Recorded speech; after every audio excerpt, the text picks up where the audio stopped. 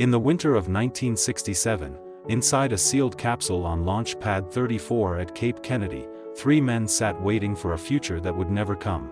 Their names, Gus Grissom, Ed White, and Roger Chaffee, were not yet immortalized in tragedy. They were the crew of Apollo 1, America's first manned mission in the program that promised to land humans on the moon. Outside, the Florida air was heavy with humidity and optimism. Inside the spacecraft, the atmosphere was pure oxygen, pressurized, volatile, invisible. No one knew that within hours, it would turn into fire. It began as a routine test. No engines would ignite, no countdown to liftoff. Just a systems check, communications, power, safety. The kind of repetition astronauts knew too well.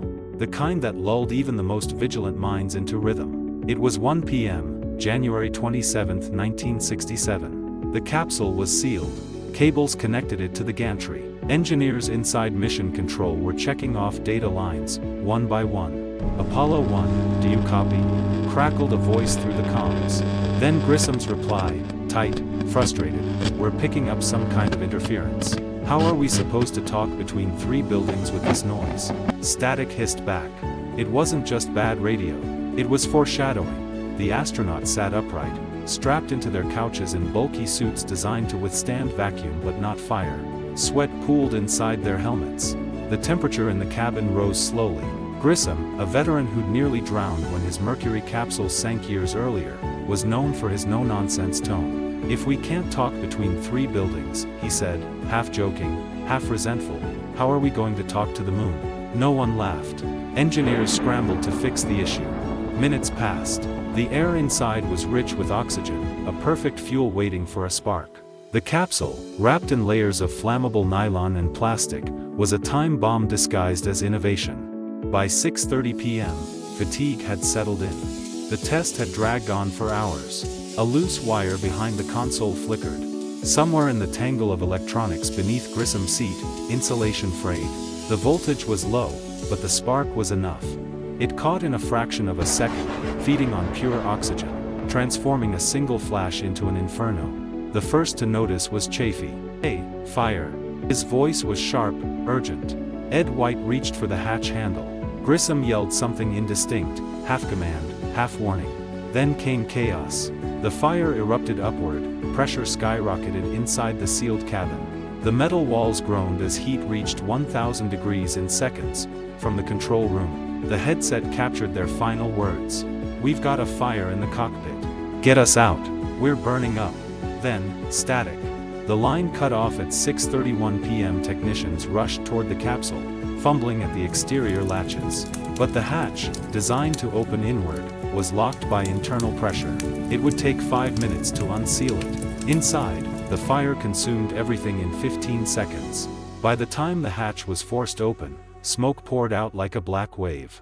The 3 men were gone, frozen in the positions they'd fought to escape. The aftermath was silent. NASA engineers stood staring at the charred interior. The astronauts' suits had melted into the metal walls. The air smelled of burnt insulation and grief. One technician vomited. Another wept. In that silence, every dream of the moon seemed to dissolve. For hours, no one spoke. No press release, no cameras. Just disbelief and the low hum of cooling steel. The world outside didn't know yet. Inside Kennedy Space Center, the brightest minds in America were realizing that their creation, the pinnacle of engineering, had turned into a coffin. By dawn, the news had spread. 3 astronauts killed in launch pad fire. The country woke to headlines that felt impossible.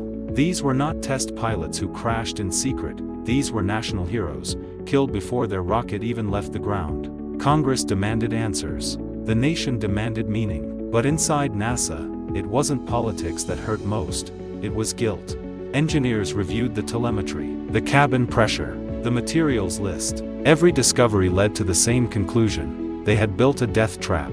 The design used flammable materials, an inward opening hatch, and a pure oxygen environment. Every safeguard had failed because no one imagined all of them could fail together. In the weeks that followed, the recordings of the final transmission were replayed again and again. Technicians listened in dim rooms, hearing the panic, the effort, the cut-off breath. We've got a fire in the cockpit. That line echoed like an accusation and a warning. For NASA, the tragedy became an autopsy of arrogance. Every screw, every wire, every switch was re-evaluated. The Apollo program was grounded for 20 months. The space race paused. Behind closed doors, engineers redesigned everything, from the wiring insulation to the emergency hatches. No one ever used pure oxygen at that pressure again. But there was something deeper that haunted the survivors. They remembered Grissom's words, his unease about safety, his frustration with rushed schedules. He'd told colleagues, "If we die, I want people to accept it. We're in a risky business, but we need to fix what we can before it happens again." Those words became prophecy. When Apollo 7 finally launched safely in 1968, the crew carried a patch inside their suits embroidered with 3 stars, for Gus, Ed, and Roger. NASA learned from the ashes. And because it did, Apollo 11 reached the moon just 2 years later.